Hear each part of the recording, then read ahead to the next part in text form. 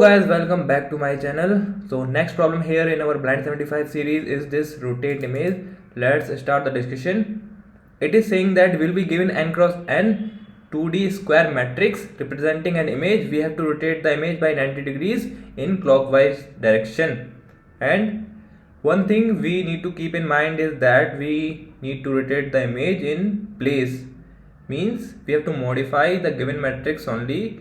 We don't have to allocate another 2D matrix space for doing the rotation. Okay,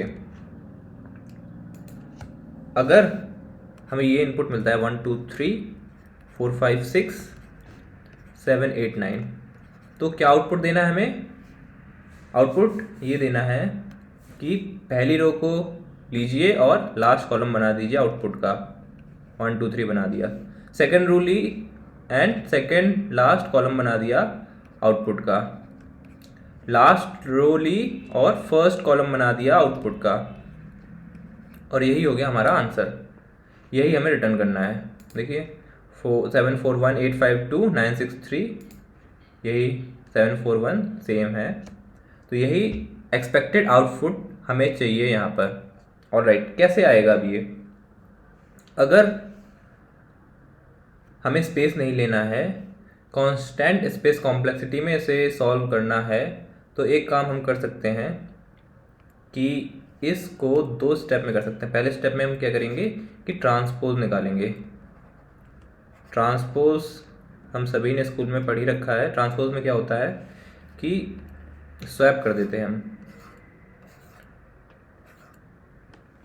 diagonal के दोनों sides जो element हैं उनको हम स्वैप कर देते हैं। अगर हम ये डायगोनल बनाएं तो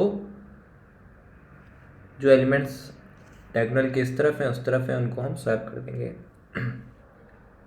4 को 2 के साथ, 7 को 3 के साथ एंड 8 को 6 के साथ। तो ये तो हो गया हमारा पहला स्टेप जिसमें हम ट्रांसपोज निकाल रहे हैं। ट्रांसपोज के बाद कैसी दिखाई देगी हमारी मैट्रिक्स?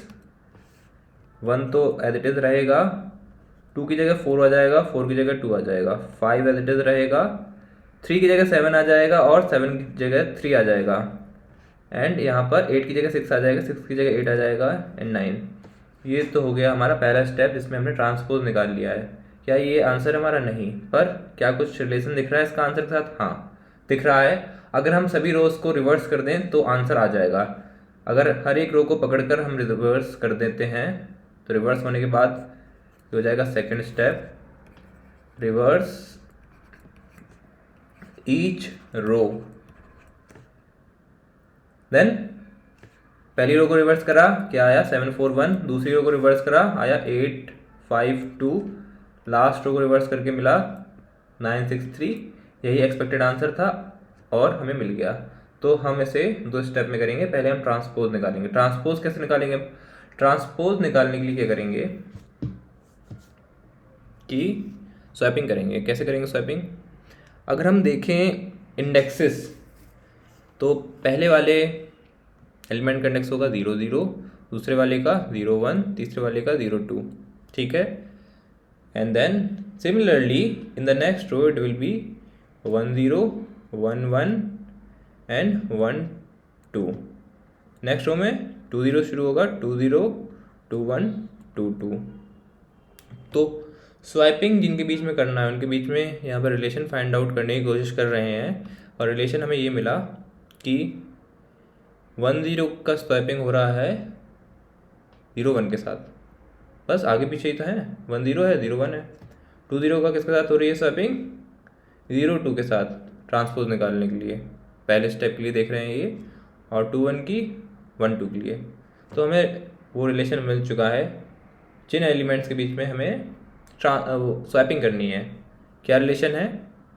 कि हम इतने पार्ट में ट्रेवर्स करेंगे।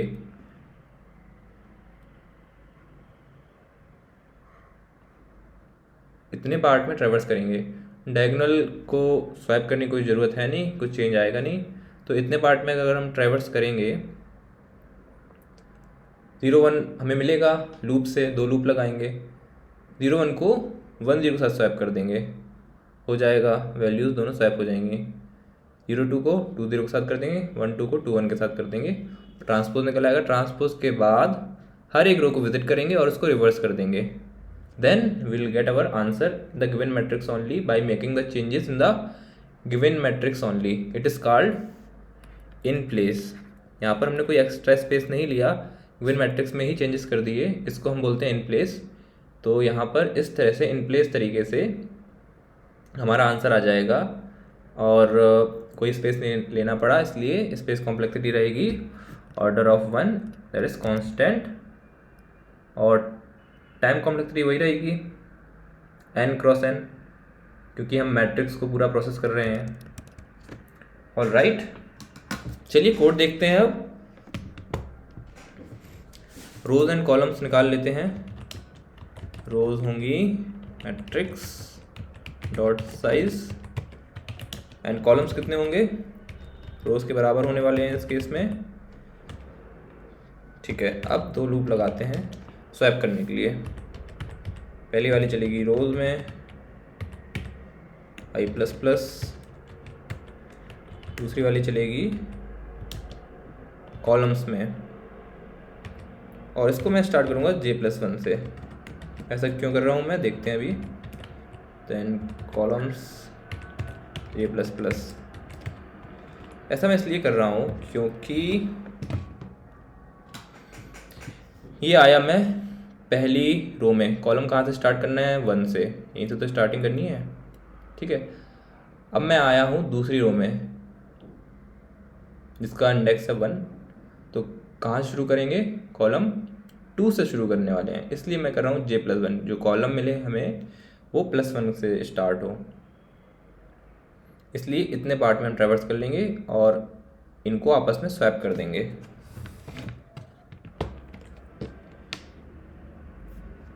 अब स्वैपिंग करते हैं। स्वैप जो भी हमें मिला मैट्रिक्स IJ को मैट्रिक्स JI से कर देंगे स्वैप। ये तो था रिलेशन, जिन एलिमेंट्स को हमें स्वैप करना था उनमें यही तो था रिलेशन, बस रो एंड कॉलम इंटरचेंज थी, यहाँ पर हमने देखा ही है।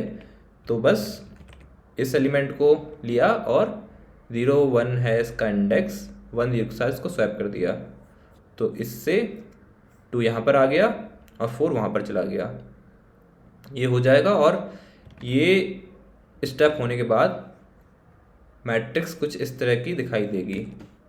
ठीक है, स्वैपिंग हो चुकी है। बस अब हमें क्या करना है, हर एक रो पर जाना है और उसको रिवर्स करना है। तो रो के लिए लूप लगा देते हैं। कितनी रोज हैं, रोज नंबर की रोज हैं यहाँ पर, and then will reverse each row, reverse matrix I dot begin. ये तरीका है यहाँ पर C++ में रिवर्स करने का। हम वेक्टर का नाम लिखते हैं और रिवर्स फंक्शन के अंदर, और बिगिन से एंड तक करना है तो डॉट बिगिन लिखेंगे पहला पैरामीटर, एंड सेकंड पैरामीटर होगा मैट्रिक्स डॉट एंड। यस, कुछ रिटर्न करना नहीं है, वाइड है इसका रिटर्न टाइप। बस इतना ही था कोड, चला कर देखते हैं।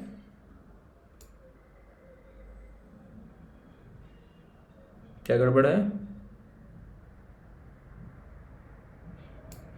ओके, यहाँ पे भी आई करेंगे, इस वेक्टर को रिवर्स करना है मैट्रिक्स I। मैट्रिक्स I खुद में एक वेक्टर है ना, वेक्टर ऑफ वेक्टर इंट है ये। हाँ, एक्सेप्ट हो गया है। Now let's try to submit it.